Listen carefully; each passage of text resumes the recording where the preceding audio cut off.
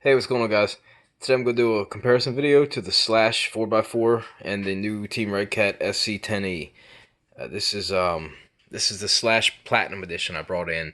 This is not ARR, with, well, I guess technically it still is, but it doesn't have the remote control receiver. But it is upgraded. It's got the low center gravity chassis and some other things we'll go over. But I wanted to bring in this particular one. Because I think I'll be able to turn it around and sell it a little bit better. But B, just because it is what I would think if I'm personally going out and buying a Slash, um, I'm going to put my own stuff in it, and I kind of like that option, whether it be remote control and stuff like that. I'm not invested in the V-line motor and stuff that comes in it, so I would probably upgrade that stuff like most people would anyhow. And just having it in this form gets rid of the Traxxas remote for me and some other things. Cause not that I'm just not a big fan of it. I like some of the other remotes a little bit better now, and I've got a couple customs that I like to use. So other than that, I mean, this is the perfect model. I mean, you can get the ready to run version of this, basically the ARR comparison to this. It's about $430. So of course, I'll be going over the price point and things like that as we talk, because that's kind of what we're looking at, is the value difference. And then, of course, what you get out of the box for this one. All right, so let's get this thing cracked open, and we'll take a look here and see what they look like.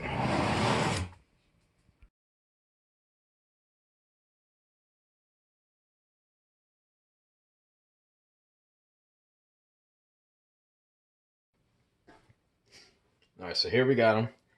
They are pretty much the same width. Actually, you get the weight of them as well.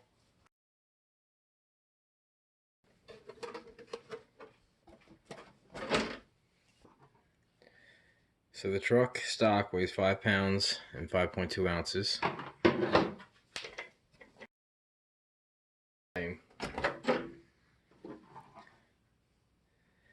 5.25, so really no difference there, really. I mean, they're so close in weight that it's really not even a factor. All right, so wheelbase. Traxxas comes in a little bit longer when you put them on top.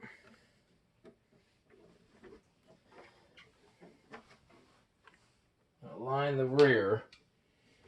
You're looking at maybe about inch and a half difference right here. And again, some of that looks like it could be the bumper. It does look like that bumper extends more than this one, but we'll take a look at that. But the wheelbase itself is almost identical. So, again, it's probably pretty much in the bumper range difference, which doesn't really, I don't think, really affects much.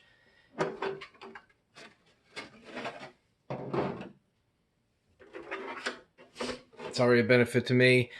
For the type of person I am, I like to do custom work and stuff. So with that being said, this is more of a benefit to me, getting something like this out the box and being able to do custom work on it, or do my own color, my own paint, and put my own decals on, which I usually do anyway. So they're giving it to you. That's a benefit. Definitely want to consider.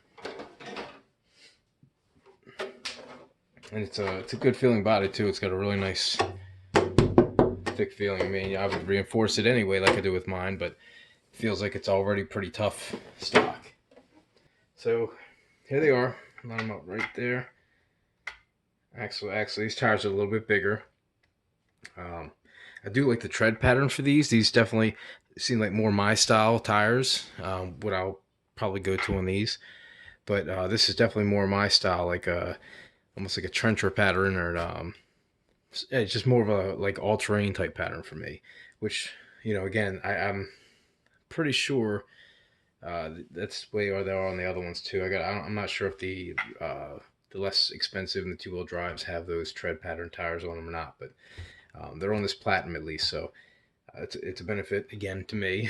So looking at that, that's definitely stuff that's more of a preference, whether you want the buggy nubby tire, which this is a real soft compound, and these are listed as soft also, and they are soft, but they just have that more all-terrain tread. It's got a nice hard foam in there as well. These are a little bit softer, more I think more for the grip.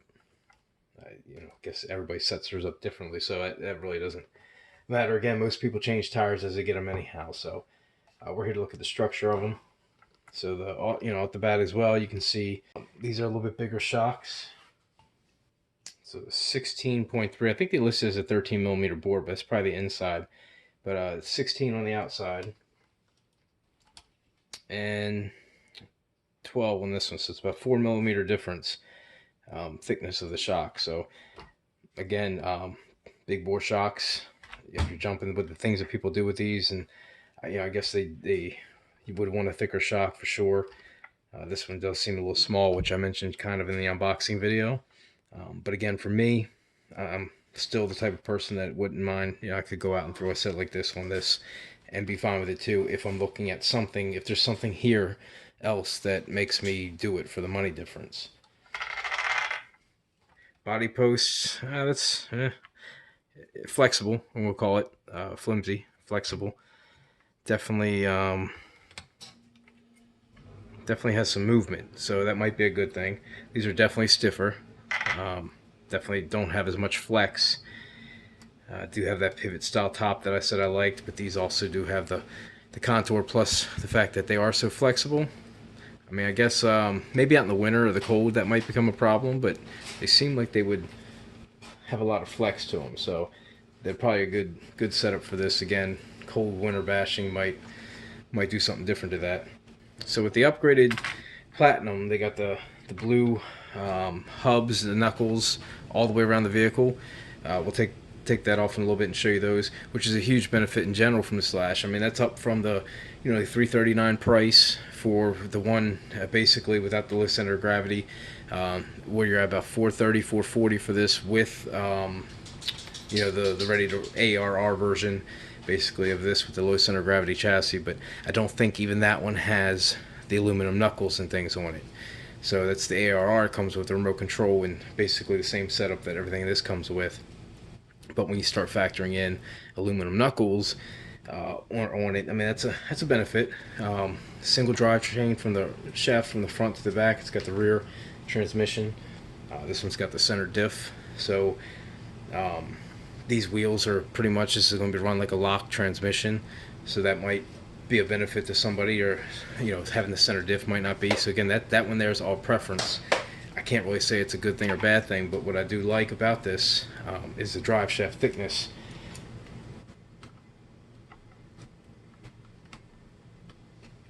Which is about 8 millimeters. So it's a single drivetrain. It does have the grubs down the end. Just seems like it's in there pretty solid. Disappears on me there, but I'm sure you take that plate off and it's right there underneath the servo saver. But that's a 8 millimeter drive shaft right there.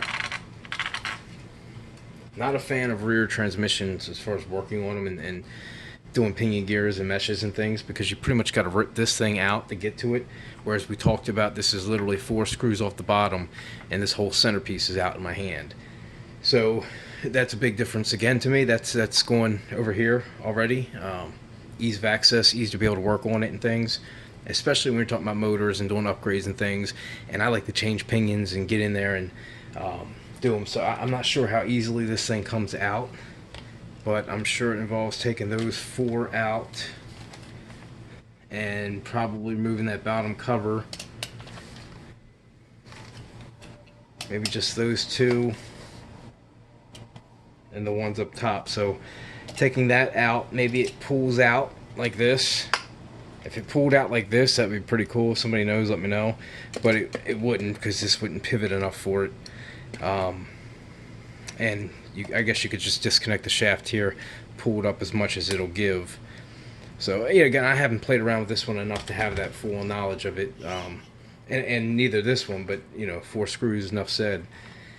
So either way, you got to take that off, then you got to still get in here. So there's still more stuff to do with it, but that's not a huge factor for some people. And the Redcat shafts, again, going into a center diff, they are 3.2 millimeters. Now, this is a hollow, like an anodized drive shaft. So, I mean, people, you can say the strength of that. you know, I'd love to know a torque test on it, but you could say the strength of this would be almost equivalent to a steel drive shaft that's solid all the way through. And whatever measurement you can take off per millimeter of thickness that it would be. So, you know, if this is a 4 and this is an 8, are they the same strength because this is solid and this one's, you know, hollow? I'm not sure, but this is still 4 millimeter. I've already mentioned as well in the video, I kind of wish I would have seen it a little bit thicker, maybe even like just a 5, throw a 5 in there. Dog's going crazy on me. What are you looking at, James? Stop, baby. So I moved a bunch of stuff around. She's flipping out on me. She may act a fool in the background, but so again, I like that that's thicker. I like that it looks thicker, and that's what a lot of people see. But that definitely doesn't mean anything if it's hollow. Like I said, it definitely feels light and like it would be kind of hollow. And it does look like it has a rod that this slides, I guess, for just for movement. So it looks like slides on something. So I'm sure it is just almost like a tube. But so again, not going to fault that yet on this because just the jury's still out on it for me because I haven't seen it and tested it, and we've never done any pressure tests. So appearance wise, it looks better. Center diff, if you need it, this one's better. Battery strap holder tie down, very limiting. I'm not sure if they make a mod for this. Anybody that would be in the Traxxas and their vehicles would know better if you could mod that battery tray holder any. But right now it's very limiting, kind of like the other trucks that Traxxas sells as to that slim 3S pack that they sell as well, which you can get elsewhere, and that's beneficial. But I just love the. I probably would take the middle one out, but I just love the strap system. I don't think you need 3 of them, but 2 of them's nice. I might leave the middle in because I do like to wrap my wires down for my ESC, but by the time I'm done upgrading it, these will be so short anyway, it won't matter. Might even do direct connection on the SC I'm doing, where you can just plug them right into the battery. So we'll see. Another thing I can mention while I'm looking at this, this is the LCG chassis. You know, it's probably lower than what they had on theirs, but the short course from Redcat, it's got a flatter suspension where this one kind of bows down a little bit. I don't know if that's part of the LCG. It's also sagging, so but it does sag down a lot. So the shocks,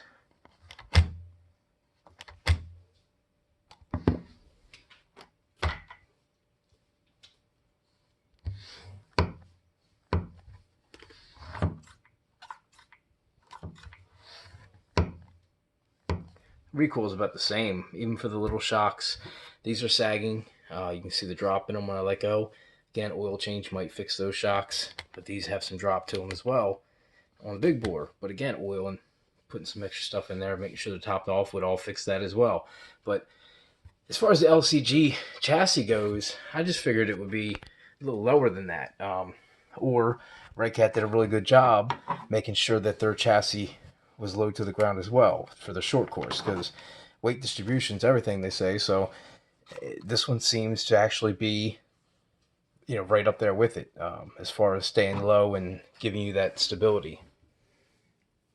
All right, so again, as far as styling design goes,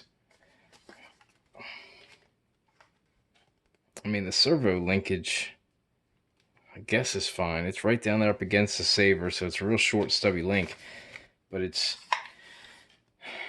I guess, just as accessible. But, like, how do you get the screws? You could take this cover off. But, like, say if I want to switch out my servo, like, that's an angle to get into, to get, especially the bottom two, to switch that out without having to take this front off. It doesn't look like there's a lot holding it, so maybe it's just doesn't seem as complicated as it might, but it does look like you're still going to be turning some screws in here to get that off and switch out a servo. Whereas you're popping out 4 screws and take off the horn and it's in your hand. Again, going back to the rear, I'll get some arm measurements and things too. But the rear shocks are longer for sure, but they're, of course, you know, they're the same thickness and things like that. So shocks, I'm going to leave it be for now. If you want bigger bore shocks, they have them. I will probably test some Proline shocks that come for this on here anyway, and that's kind of stuff I'll probably run anyhow. I want to try to keep my A-frame down, so I got to find something low in the front. So I haven't checked the measurements and the weights on those yet. I just know they make them, but I want to kind of keep it as flat as I can and go that route. I would love to know the specs of these V-lines straight out the box, 2S, 3S, because even when you look at them, I know you can run 3S on some of them. I'm just not sure if it all handles it, because it'll tell you what you need for the truck. It'll say 2S battery. Now, I don't know if they're just telling you that because they want you to, that's all you need, the minimum. But if it has 3S, say 3S on it. Say 2 to 3S battery or something. But, so, either way, like I said, the can length on it, though, now it's got this big rubber thing on the back of it, so it's kind of deceiving. Looks like it's a 53, could be maybe a 55, maybe I'm off in a millimeter. But, so we're going to call it a 55. And that's probably a 60. It's probably just the way I lined it up. So, yeah, 60 millimeter, 55 millimeter can. You're probably got a little more torque, a little more power coming out of this. This is a 4300 kV. I'm not sure what that is, but I'm pretty sure it's not as high as a 4300 kV, because that's pretty much getting up there around the max you can do on 3S. So it comes with also a mock version of a Max 10. Again, some people don't like the V-line stuff that comes, and the Traxxas plugs and stuff like that, or change it all out anyway, and you're handy and it doesn't matter. But, again, if you do like them, that's a plus. It's not a downfall to you. And if you happen to know what those KV motor ratings are and are comfortable with it, then that's fine too. But I know what's in this one, and I know the quality of it. These ESCs are pretty decent. Now, I wouldn't start going upgrading these, because this is an 80 amp version. It is not the 120 amp. But Hexfly also just got with Hobbywing, and they released these in the 120 and the whole hex line version of what Redcat's offering. So you can pick up these, even if you do have a Traxxas Slash or some other vehicle, you can still pick these up for cheaper than the Hobbywing versions, and they got Hobbywing right on the box with them. So something to think about there. Switching this out. If you want to switch this out to a 120, you're going to get some more out of this 4300 for sure, and that may be true over here. But again, I'm just not sure what this already runs versus, and I say more, I mean at the pinging gear, up gearing and things, stock. So, again, yeah, rear bumper, that's definitely where that length is. That thing's got a really, really long rear bumper. This one's decent length, but it's not as long and pushed out. So, certain bodies, that might become an issue with, but, for example, this body had a fake bump out on it already. Well, since this body, or this one had the rear like that, I cut it out where it basically comes right to the end here, so it shows through.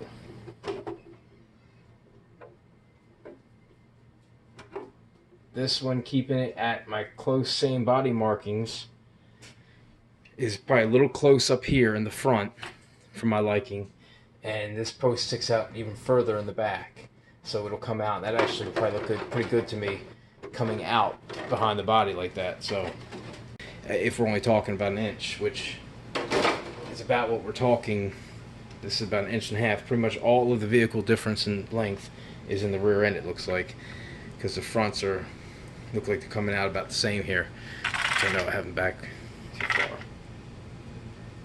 So I mean, the team, again, just trying to cover all the bases here. They're both oil filled. I mean, this, again, I don't know if all the Traxxas ones do. I know the Platinum one is. It does have the oil filled differentials. It does have they are GTR shocks, but they're still, I think they're still plastic capped, whereas these are still aluminum. I think these are aluminum bore too. I can't remember if they are or not. Damn it, might be plastic, but it's aluminum capped. So again, going back to the shocks, nice big steering links on this one. So I do like that. The steering links on this, I thought for sure the way they snap on to the top here, I'm not a fan of that. I mentioned it in my video as well, and they didn't seem very thick. This is more like it. this is what I would have expected to see, at least opening up that truck. You know, that's what I was trying to talk about. Like, I couldn't imagine.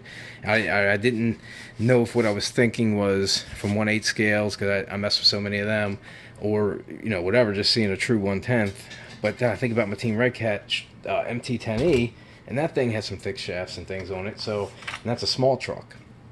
But, you know, again, little disappointed in them for the size of that, for sure.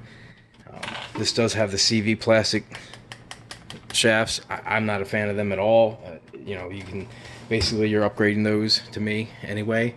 So that I look at them as a negative. I can't look at them as a positive. I had them on the E-Revo. Rustler, I just am not a fan of them at all, and they've been upgraded on every vehicle I had because pretty much I had to. You know, I've broken it, and at that point, I guess I could have put new ones on, but I was already unhappy with the design after the first attempt to salvage them. So, again, I don't know that these are made any different. It may be thicker nowadays, but I can even almost squeeze it with my thumbnail. So, again, I don't like hollow things like the shaft. I'm not a big fan of the hollowness. So, even though these are 4mm shafts, I'm still going to give the advantage to the Redcat one on that. Aluminum chassis, plus to me.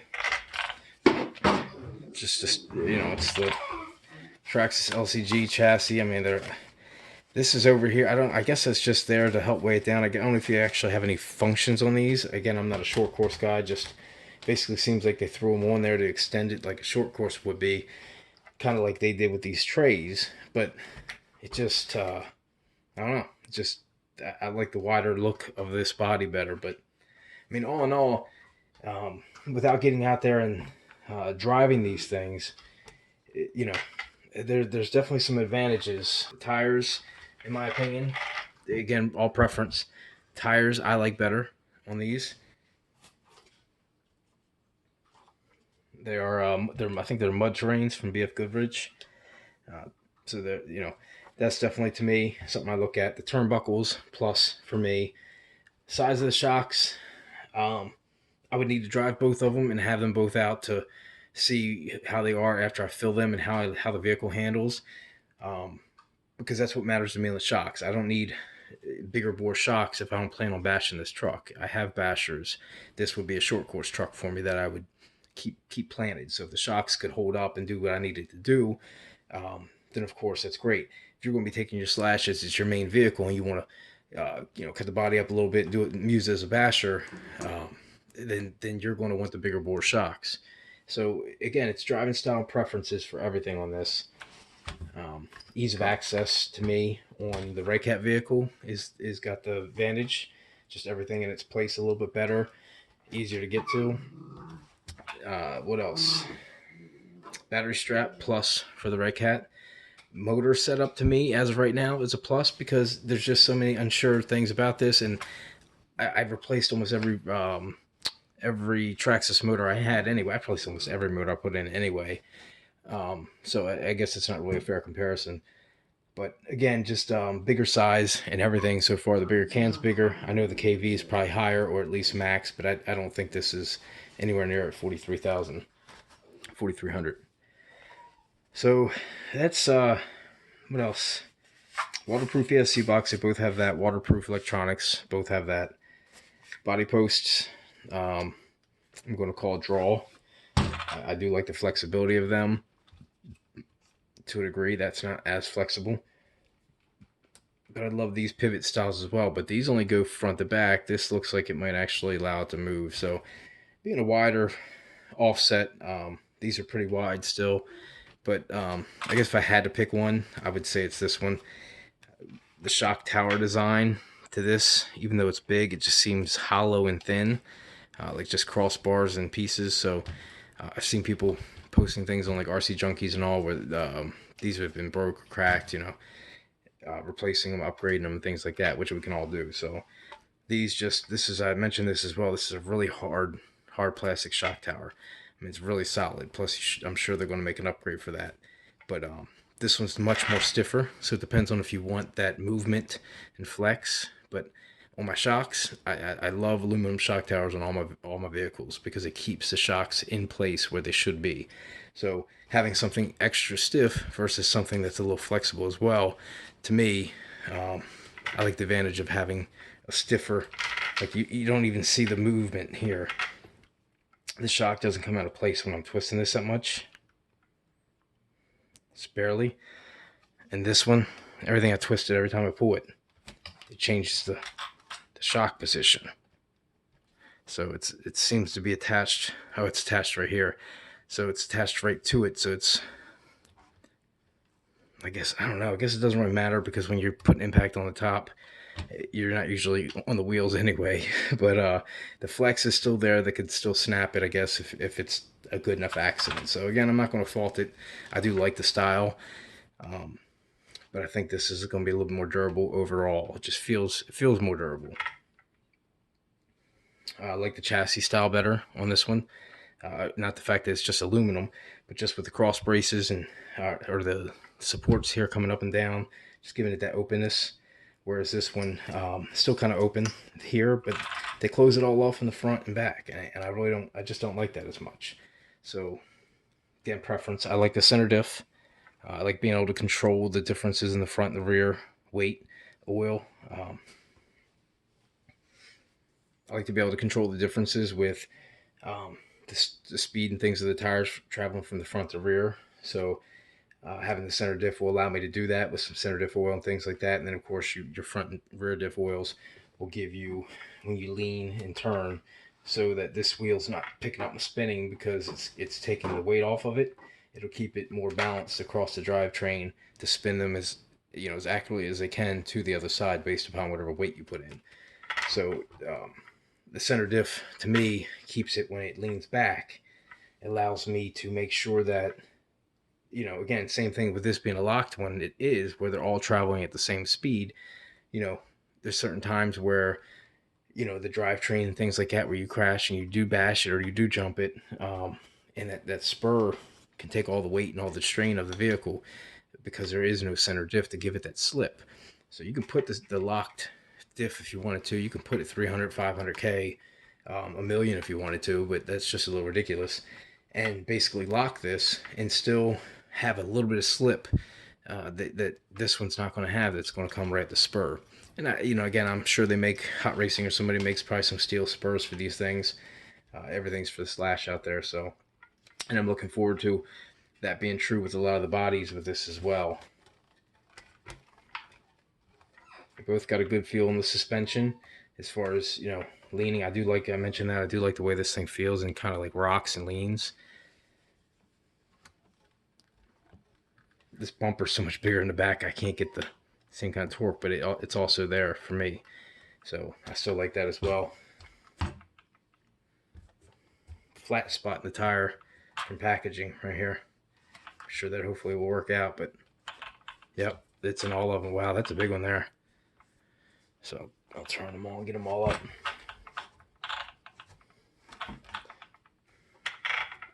No flat spots in these. Again, that could be, who knows how long this thing's been sitting. Maybe they had some weight on it. I don't know. I mean, they should work itself out. So I'm not going to downfault that, but I just noticed it. All right, so comparing these two trucks, it needs to be at this point. I brought in a good slash to compare. So it's already better than, what we would have seen if we would have got the baseline model or the two-wheel drive model. So I'm already making it look better than what it is, but I wanted to get the value the same, and I wanted to put it in the perspective of somebody that's going to spend $360 on a truck that might spend another $40 to grab a kit, or not a kit, but like a roller basically is all it is. And roller with electronics, of course, but so basically that type of person is me. That's what I'm going to do if I'm in the same boat. If I don't want to mess with it, I want to go get one out of the box. You're looking at about $430, $440 roughly for this truck basically. And again, I'm not even positive it's got all the same upgrades with the knuckles and shafts and things, which I'll take one final look at on the way out. But that's, if it doesn't, then that's even like it's a downplay. You're paying more money now at $440 than what you would be paying if you get the Team Redcat one for 360, or better through a bundle if you needed a battery. I got them for 385, I think right now, something like that, with the battery included. So if you're looking for something like that, you're getting ready to run out the box for 385, minus charger. And this one's going to cost you 440 just to get something like this that may or may not have these knuckles on it. Again, I should have done my homework on that one. I apologize. I might find it before I come back with these knuckles, and correct myself on that.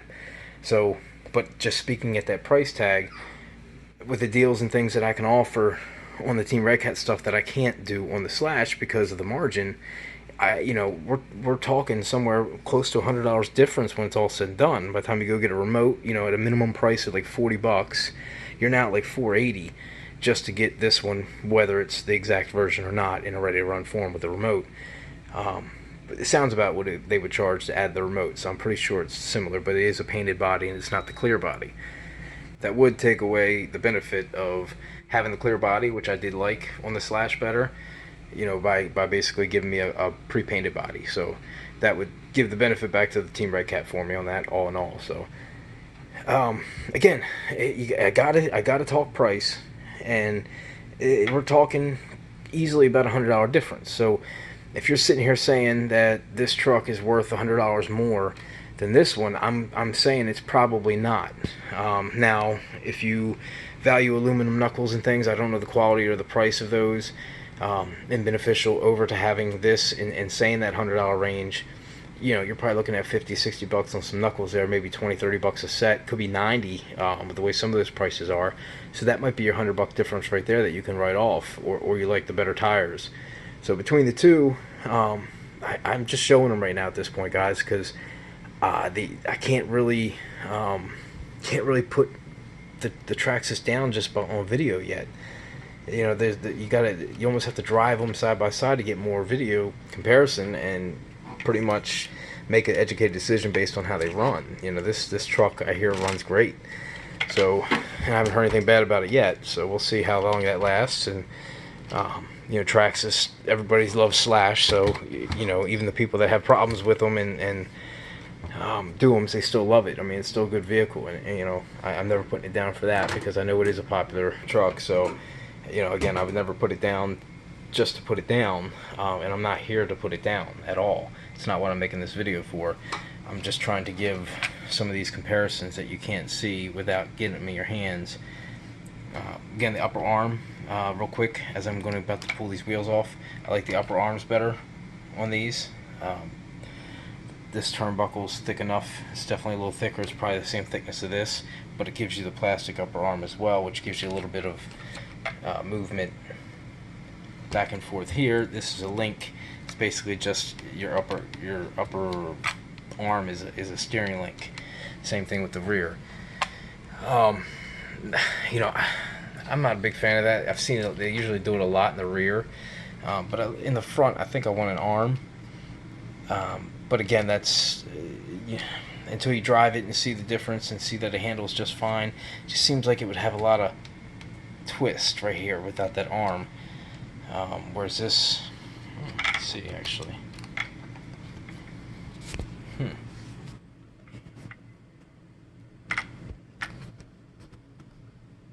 Can't get it to twist. It's not twisting, it's not flexing too much.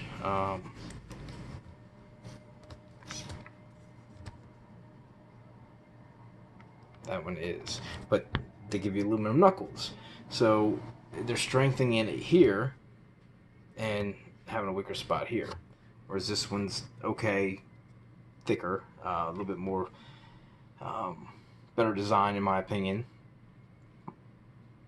but it's still into a plastic piece that can be upgraded later. So again, but this is coming with this.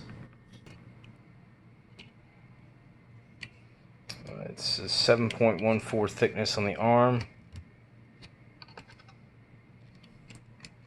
It's 11.9, so these arms are thicker on this Slash than they give you on these. This has more plastic on, crossbarring, than what this one does, but they're still thicker, bigger arms. So again, benefit would be on the slash then for their lower arms at least. And of course these knuckles look pretty slick. Lighting, man. I'm trying to get some good lighting, man. I don't know what the hell's going on here. So I said, let's take these off, take a look at this on the way out. And I'm just going to show them at this point, guys, because I think that what I was saying about the money and value, I think the people that want something they can throw in a battery for under $400, you're going to be happier with this, or happy. I'm not going to say happier, because I haven't driven either one of these yet myself. But this, I think if this holds up and everything that I was fearing on this being links weak or whatever, and if it just holds up and does like it's supposed to do, even being smaller, to me for 380 something for one of these with a battery ready to run 5250C, and for this one here being, by the time you do all the same and still have to add a battery, you're in the 500s. So you're $100 and some more for a slash 4x4 VXL ready to run, the same way this one is. So 100 plus bucks, I'm going to go with the Redcat. But if I got the money and I want to do upgrades, and I like the Traxxas, I'm just a fan more of Traxxas, and you don't trust the Redcat, then that's the people that are going to go get the slash.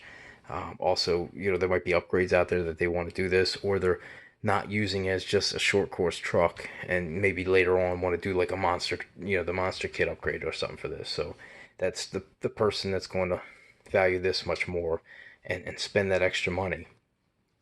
But I'm going to save 100 and some bucks. I'm still value conscious, even though I'm a dealer and can get this stuff at great prices.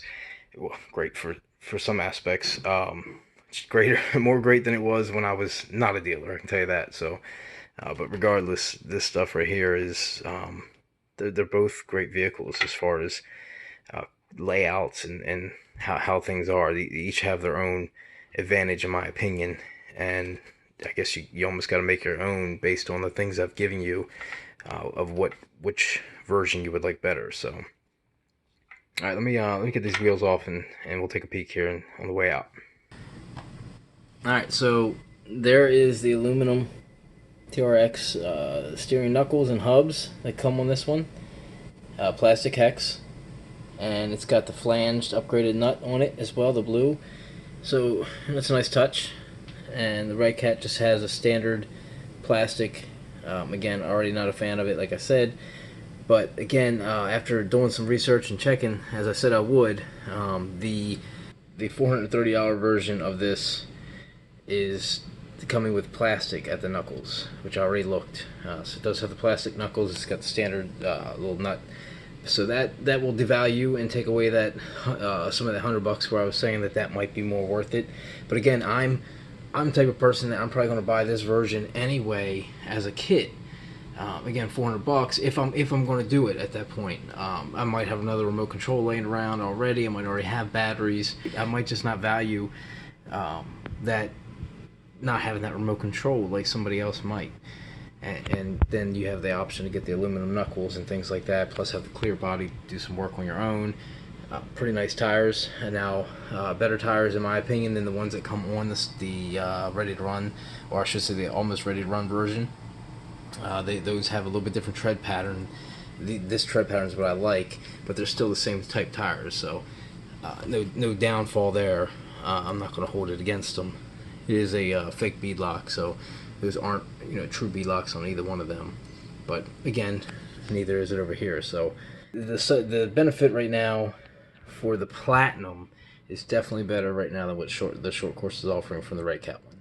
When we start going 440 or 430, 440 for the stock one ARR and compare that's another thing that where we start talking about throwing a battery in this thing and me having you for under $400, whereas this one's going to cost you $400 just to get the truck, and you still need your remote and still have to throw in a battery. So that all starts factoring in. Plus, like I said, the deals and bundles that I can have and will offer, over the times that'll be up on my website, it may even be able to eventually be a little bit better price than that by the time you start factoring in the additional charger and things if you needed that. So again, there's just not enough margin for this to play around with it price wise, like I could elsewhere. But this, like I said, solid vehicle, good purchase. I would definitely not be disappointed if I, bought one of these, brought it home, and was getting ready to, slap on a battery, throw in a receiver. I'm feeling pretty good about my purchase. So, and I'd say the same thing about this, but with certain things and certain aspects, to me, it is better. But I'm not disappointed in this one either. So you guys can make your own decisions. I'm not going to give my opinion on this one, again, because I haven't seen either one of them run, and I'm not looking at the exact vehicle that would be more comparison in price like I thought I would, but it's still, to me, it is. And at that being said, the Platinum's the way to go, but you're spending more money to do it. So also, on a side note, while I was in there looking, I did find the link that gave me the Traxxas turn information, and also saw that they're saying that the Slash is a 60-mile-an-hour truck. It could be after gearing and all, which I went in and read some forums and things. You got to do some high gearing and some other stuff like that, and they're saying that it'll hit 60. So it's the 3500 kV 10-turn motor. I'm not sure what the turn is on this one, but it's a 4300. I'd say imagine at least 12. I would expect it to be a low turn number, but regardless, if this is doing 60 with a 4300 and the gearing options are there for this truck, like I would imagine, since it's in the Team Redcat line, that they would be, then this truck, there's no same reason why this one wouldn't, other than the fact that I'm not sure about the wattage of the ESC that comes with this one. I still didn't find that. And I know this one's an 80 and would need to be upgraded if you're going to start cranking on that pinion and spur combo. I just don't think 80's a lot for a 4300. And not knowing theirs, that might be part of their key. Is I know their gearing and things can be changed around a lot of their motors. So that is one benefit of the V line. There are a lot of gearing options with it. That should be true with this one as well after an ESC upgrade. But do you want to do that? Is it necessary? I'm not sure yet, because I haven't driven these. So we will get one of this. Well, I'll get this one out. I'm probably not going to drive the Slash. I'm not interested in it as far as the vehicle. It's a nice truck, but this to me is my where I'm going to go. I want to drive it. It's smarter for me to sell it because there is more profit margin, and I do have more playroom in it. Which, when I say smarter to me sell it, isn't, I'm not thinking about that bottom line pricing. I'm thinking about my customer that wants to save money and wants to get something. Man, what can you do for me? I really want a short course. I can't spend $500, out the door. What do you got? Well, I got this. So, something like that. That's where that falls in line at. I do like the Traxxas Splash. I always have. As far as the style and what things that they could do with it and the upgradability of it. I've never been a fan of the CVs, though, no matter what Traxxas vehicle they were on. That's pretty much what I got, guys. All in all, the vehicles are both decent vehicles for the price range that they're at in comparisons of each other. You're gonna definitely get a good vehicle, I think, and be happy with your purchase. Either one of these you go with. So, all right, guys, that's pretty much all I got. If you guys have any questions or you want to add anything, hit me up in the comment section. Hopefully this video is informative enough for a couple people that might be on the hook looking for a couple of them and want to know the value difference and what they're getting. Either vehicle, maybe you've never even seen the Slash up close, you just want a short course truck. So hopefully I helped a little bit. And again, hit me up if you guys have any questions or comments. Thanks.